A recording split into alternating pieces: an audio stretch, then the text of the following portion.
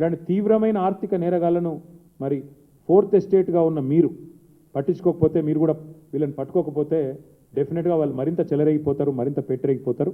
కాబట్టి మీరు కూడా దయచేసి ప్రజల దృష్టికి దీన్ని తీసుకొని రావాలని సోషల్ మీడియా ద్వారా కూడా మా మిత్రులు, మా సోషల్ మీడియా వారియర్స్ కూడా నా విజ్ఞప్తి. మీరు కూడా తప్పకుండా ఈ విషయాన్ని ప్రతి ఒక్కరికి తెలిసే విధంగా వివరంగా, ఎందుకంటే కొంత కాంప్లికేటెడ్ సబ్జెక్టు, బినామీ భాగవతము 6,000 కోట్లు, కొంత విడమర్చి చెప్పాలని ఇంత డీటెయిల్గా చెప్పిన. కాబట్టి ఇవన్నీ కూడా పత్రికాముఖంగా మరి మీరు కూడా ప్రచురించాలని కోరుతూ మీ అందరికీ థ్యాంక్ యూ.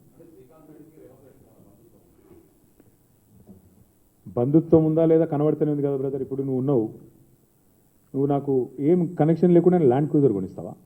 నీ కార్లో నేను తిరుగుతానా? ఏం బంధుత్వం లేదే, ఏం భాగవతం లేదే. కొనిచ్చిందేం సైకిల్ కాదు, కొనిచ్చిందేం చిన్న ఆటో కాదు, ల్యాండ్ క్రూజర్ అనే టొయోటో ల్యాండ్ క్రూజర్ అంటే ఎంత? దగ్గర 2.5 కోట్ల విలువ చేసే వాహనం. అలాంటి వాహనం ఏం సంబంధం లేకుండా, ఏం బంధుత్వం లేకుండా, ఏం బాధరాయన సంబంధం ఏదో ఒకటి లేకుండా ఉత్తగానే కొనిస్తారా? అందులోనే నిన్నటిదాకా ముఖ్యమంత్రి తిరిగింది కదా, ముఖ్యమంత్రి అయ్యేదాకా.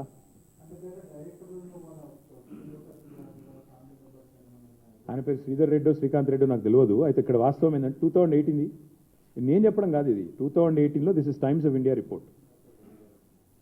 ఆయన సుధాకర్ రెడ్డి గారని senior journalist Times of India రాశారు ఈ రిపోర్ట్. ఏం రాసినారు అందులో?